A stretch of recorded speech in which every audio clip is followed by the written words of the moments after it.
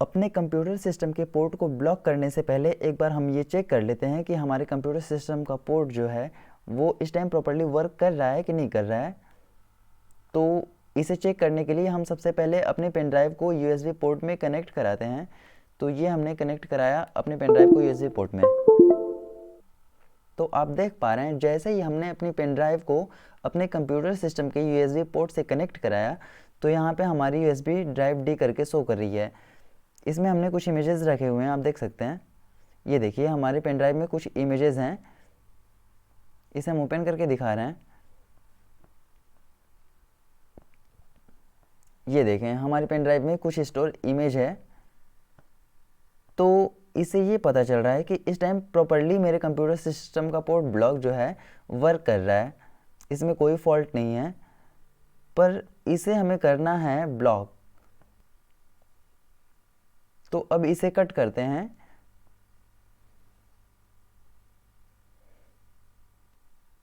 अब हमें करना है अपने कंप्यूटर सिस्टम के पोर्ट को ब्लॉक। तो कंप्यूटर सिस्टम के पोर्ट को ब्लॉक करने की इस सीरीज़ में हम सबसे पहले स्टार्ट करते हैं।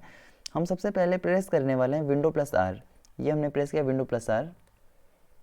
अब जैसा कि आप देख पा रहे हैं जैसे ही हमने विंडो प्लस आर प्रेस किया तो हमारे सामने कुछ इस तरीके से इंटरफेस ओपन हुआ है जिसमें हम कुछ टाइप करने वाले हैं। क्या टाइप करने वाले हैं? हम इसमें टाइप करेंगे gpedit.msc gpedit.msc। आप देख सकते हैं यहाँ हमने टाइप किया है gpedit.msc। आप इस कमांड को ध्यान में रखें क्योंकि यही हमारे काम आने वाला है। तो इसलिए इस चीज़ को थोड़े से केयरफुली आप समझें और राइट कर लें। हो सके तो आप अपनी नोट्स पे राइट कर लें इसे याद रखने के लिए gpedit.msc। इसी से हमें करना है अपने कंप्यूटर सिस्टम के पोर्ट को ब्लॉक। तो ये लिखने के बाद अब हम करने वाले हैं ओके पे क्लिक। तो यहाँ हम ओके पे जाते हैं और करते हैं क्लिक। ये हमने क्लिक किया। ओके पे जैसे ही हमने क्लिक किया तो हमारे सामने कुछ इस तरीके का इंटरफेस ओपन हो रहा है। तो इसमें से हम सबसे पहले सिलेक्ट करते हैं यूज़र कॉन्फ़िगरेशन को।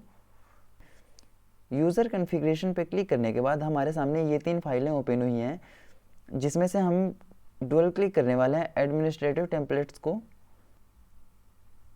एडमिनिस्ट्रेटिव टेम्पलेट्स पे क्लिक करने के बाद हमारे सामने कुछ इस तरीके से फाइल्स ओपन हुई है जिसमें से हमें सेलेक्ट करना है सिस्टम फाइल को।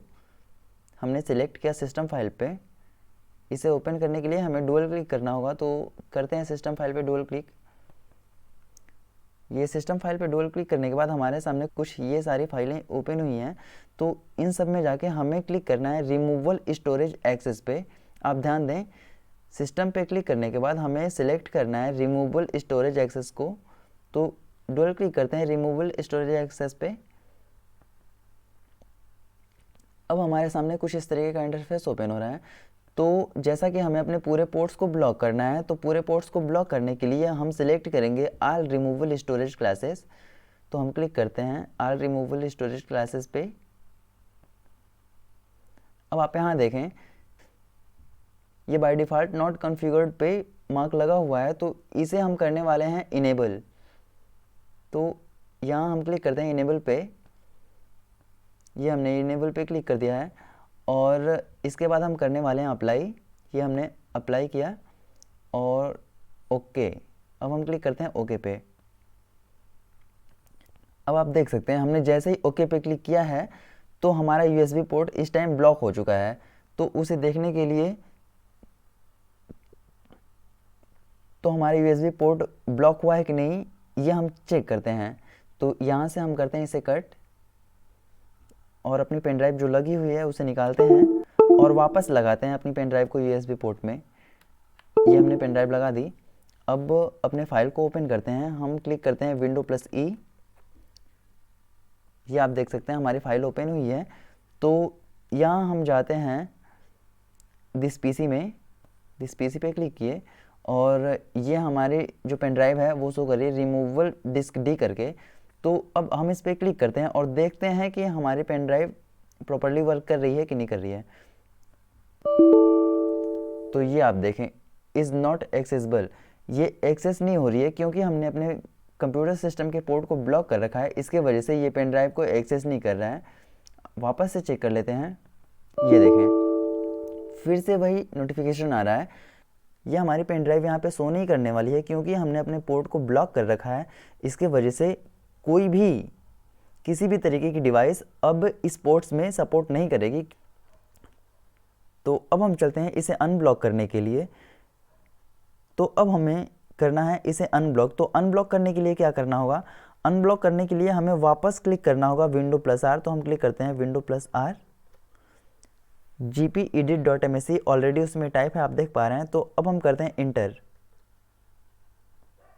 आप देख पा रहे हैं हमने जैसे ही इंटर पे क्लिक किया है तो यहाँ वापस वही सेटिंग ओपन हुई है। फिर हम जाते हैं यूज़र कॉन्फ़िगरेशन पे क्लिक करते हैं, उसके बाद जाते हैं एडमिनिस्ट्रेटिव टेम्पलेट्स पे, इसके बाद सिस्टम पे क्लिक करते हैं,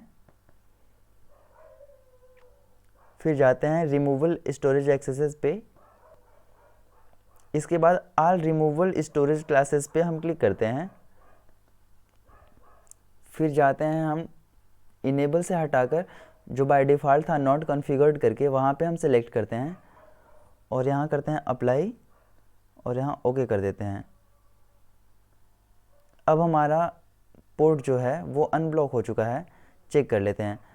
अब देखें ये हमारी पेन ड्राइव है। अब इस पर क्लिक करते हैं, ये देखें वापस से हमारा इमेज शो कर रहा है क्योंकि हमने USB पोर्ट को वापस से अनब्लॉक कर दिया है।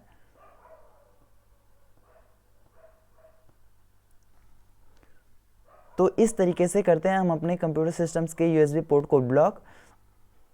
यदि आप चाहते हैं कि आपके कंप्यूटर सिस्टम में स्टोर डेटा को कोई एक्सेस ना कर पाए तो आप अपने कंप्यूटर सिस्टम्स के USB पोर्ट को